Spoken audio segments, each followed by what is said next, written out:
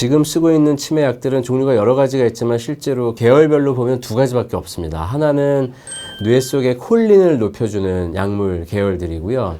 이 콜린은 집중력과 기억력을 좋게 하고 뇌세포를 건강하게 만듭니다. 노화에 의해서 뇌세포가 이렇게 죽어가는 걸 막아주고요. 그래서 콜린을 높이는 약들이 가장 흔한 약들 중에 하나고요. 두 번째 약은 뇌에서 지지직거리는 어떤 잡음을 낮춰줌으로써 기억을 더 명료하게 할 수 있고 또 뇌세포가 독성에 의해서 죽어가는 걸 막아주는 그런 효능이 있는 두 번째 클래스의 약이 있습니다. 뇌의 신경세포는 다 전기적 신호를 통해서 어떤 신호를 주고받는 건데 치매가 있는 분들은 뇌가 기능을 잘 못할 뿐만 아니라 불필요한 전기 신호들이 있습니다. 지지직거리는 어떤 신호들이 있는데 그것들을 이제 막아주는 거죠.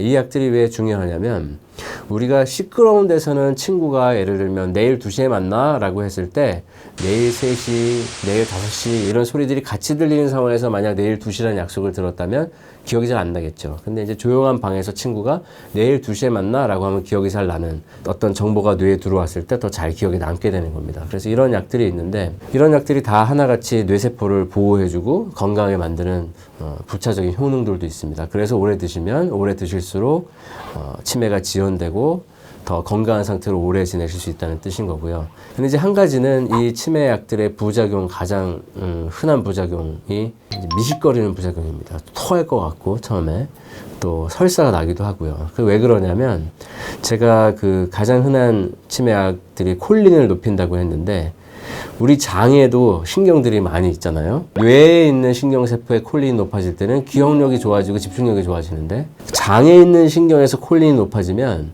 쓸데없이 움직여서 설사가 나기도 하고 또 위쪽에 있는 위장에 있는 그 장들이 이렇게 수축을 하거나 그러면 미식거려서 토하고 싶은 마음이 이제 생기는 거죠. 실제로 위가 다치거나 하는 건 아닌데 이제 미식거리는 느낌을 받는다는 거죠. 어떤 분들은 치매약 처음에 드시고 막 밤새도록 막 토했다 그러기도 하는데 드문 경우에 이제 그렇고요. 그래서 아주 소량부터 시작해서 천천히 올리면 대부분은 괜찮으십니다. 또 하나의 부작용은 굳이 이제 보호자들이나 환자분들이 알고 있으면 좋은 건 뭐냐면 이런 콜린이 또 심장에서는 심장 뛰는 거를 좀 천천히 뛰게 만듭니다. 뭐 예를 들면 1분에 70번 심장이 박동수가 있었다면 이 약을 드시고 나면 한 65회를 준다든지 뭐 이럴 수가 있겠죠. 근데 예를 들면 처음에 애초에 평균 심박동수가 62회였던 분이 60회 이하로 떨어지면 이건 좀 너무 떨어지는 거일 수 있어서 평소에 어떤 심박동수를 재서 너무 느려지는 것 같으면 의사한테 그 이야기를 해주시면 좋습니다. 그럼 다른 계열의 치매약으로 바꾼다든지 뭐 용량을 줄인다든지 하는 방식으로 해결할 수 있고요. 물론 혈압이 떨어지는 게 아니라면 위험한 건 아니지만 이런 것들을 좀 알고 계시면 좋을 것 같습니다. 이제 제가 이 말씀을 드리는 이유는 미식거리거나 토하거나 설사하는 증상이 초기 치매 약물의 부작용인 걸 모르고 뭔지 모르는 상태로 약은 계속 드시면서 계속 고통을 받는 분들이 있어서 물론 의사들이 설명을 잘 처음에 해드리면 좋겠지만 이제 바쁜 가운데 또 있고 설명을 잘 못 해드리는 경우에 그런 일들이 생길 수 있어서 이 약 때문이구나 해서 빨리 끊고 다시 의사랑 상의해서 소용량이나 다른 약으로 다시 시작하면 좋을 것 같습니다. 좋을 것이냐.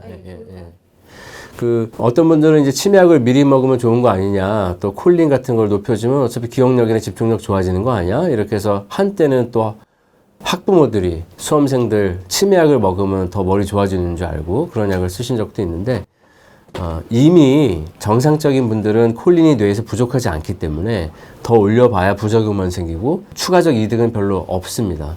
오히려 콜린 자체가 독성을 일으킬 수도 있고 그렇기 때문에 정상적인 분들이 콜린을 높이는 약을 드시는 것은 절대로 권유되지 않는 방법입니다.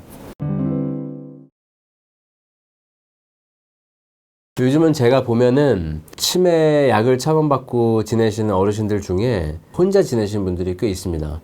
가족들이 같이 돌봐드리면 좋겠지만 이제 여건상 어쩔 수 없을 때 부부라도 같이 계시면 좀 난데 이제 혼자 지내시면서 치매약을 드시는 경우에는 기억력은 좀 나빠져 있기 때문에 실수를 할 수가 있는 거죠. 문제가 열심히 드셔야 되는 약인데 잊어먹고 빼먹는 것도 문제지만 더 드시게 되는 경우에 부작용 때문에 문제가 됩니다. 그래서 혼자서 밤새도록 토하시는데 아무도 모르는 거죠.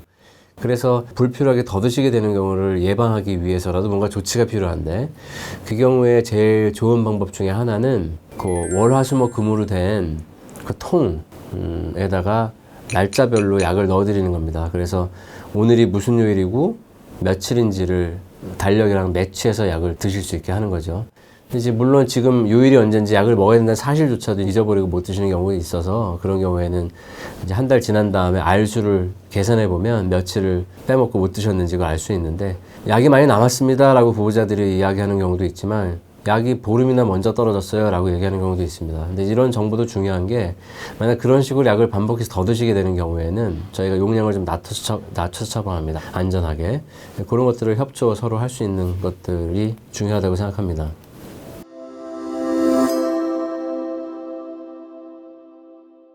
이러면 치료 시기를 놓칠 수가 있어서 이런 게 보이면 좀 조심하면 좋겠다라는 거 몇 가지를 좀 말씀을 드리면 좋을 것 같습니다.